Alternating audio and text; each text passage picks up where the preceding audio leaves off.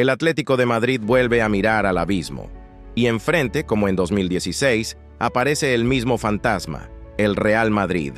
Otra vez los blancos, otra vez los que les arrebataron el sueño.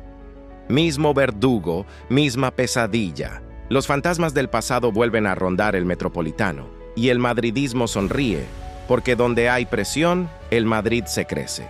No importa el momento ni el estadio.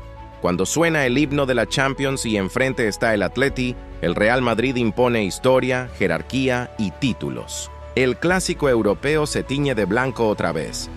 ¿Podrá el Atleti romper la maldición o volverá a caer ante su eterno verdugo?